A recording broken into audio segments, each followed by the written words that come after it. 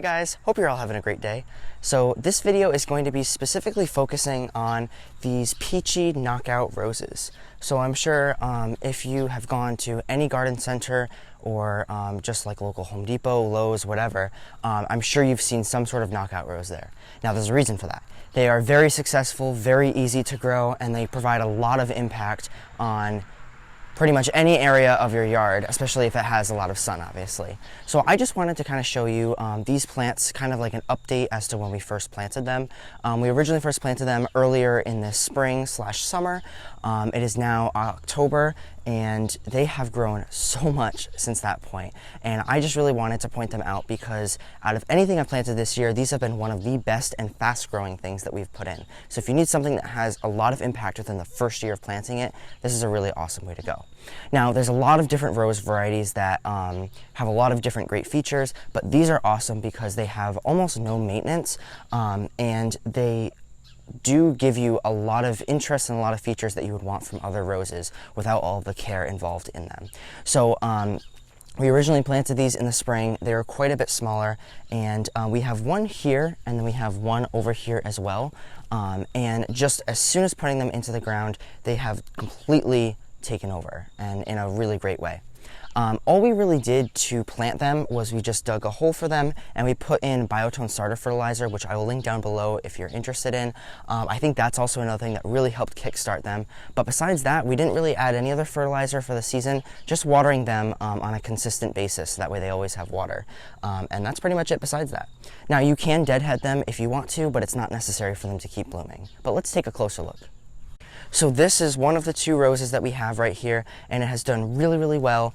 It has a little bit of a wonky shape, but in the late winter, early spring, I plan on cutting back a few of these branches just to give it a little bit more of a uniform shape. But that's pretty much the only maintenance that I am planning on doing with this. But you can see there's tons of really awesome flowers. A few petals have fallen off because this one's a little bit older, but there are brand new ones like right at the bottom, which are just opening up fine, and still plenty of buds that are still going to open on these. You can see a few more towards the top.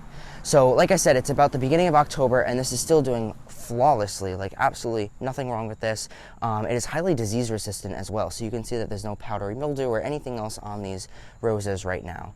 Now I will say that these do get sun for the majority of the day. They get sun from the morning to about mid-afternoon, and then the shade comes in from the side of the house. But they do get a decent amount of sun, and that is the key with these plants, is just to give them as much sun as they possibly can. Now these are a zone 5 through 10.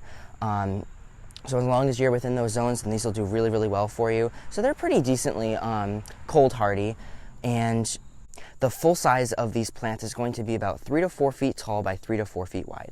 So you can already see that they're getting close to that 3-foot range. So they're not going to get a whole lot taller than this, but they will take over this area and get a little bit wider from this point.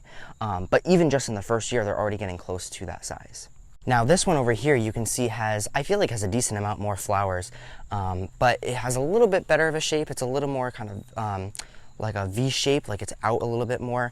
But I mean, just right now I can count 1, 2, 3, 4, 5, 6, 7, 8, 9, 10, 11, 12, 13, around 13 flowers or so that are on it that still look really good, and there's still more buds that are going to be pushing out on this.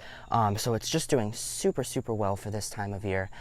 They had some buds on them when we first planted them in the spring. They did pretty well throughout the summer, but now that it's starting to get cooler, they are really flushing out with lots of blooms. So you also can see that when these flowers first start to open, they're going to be more of like a deeper pink color, and then they're going to fade out to a nice light pink with even some tones of white in it, and they have a nice yellow center to them. So this is the peachy knockout rose, that specific variety, but there are a number of other varieties as well if you're looking for some other colors. I know that there's a white variety, there's also like a deeper red if you like a darker color, but we just went for the nice light pink color. If you are just starting to get into gardening and you're looking for stuff that's easy to take care of but certainly adds a lot of interest, I would say start off with the knockout roses over a lot of other things, especially if you're looking at other roses. The only other ones that I would really suggest that I'm aware of would be by Proven Winners. They also have their Oh So Easy roses, which are very similar to the knockout roses where they have almost no care, but either one of those would be a really, really great choice. and then, maybe you could work your way up for stuff that has higher maintenance, but those are super easy to take care of. But I would definitely suggest adding the Biotone starter fertilizer when you first put them in the ground. But besides that, really just putting in some starter fertilizer, or even just planting them by themselves, they'll do great, and then just consistently water. After that first year, they'll be easy to take care of because they'll have some roots that are in the ground, but that's pretty much all you have to do for the knockout roses. If you have any other questions on the plants, or any other comments that you'd like to put, feel free to put them in the comment section down below, and I'll try to answer it as best as I can. I'm also going to link this video down below if you want to read any more information on these plants. So besides that, that's all I really have in this video today. If you did enjoy this video, go ahead and hit the like button on this so that way more people can find out about the knockout roses, and just so it lets me know that you guys are interested in watching these types of videos, and let me know if there's anything else that you'd like to see about these roses. So besides that, that's all I really have for you today, and I'll see you in the next one.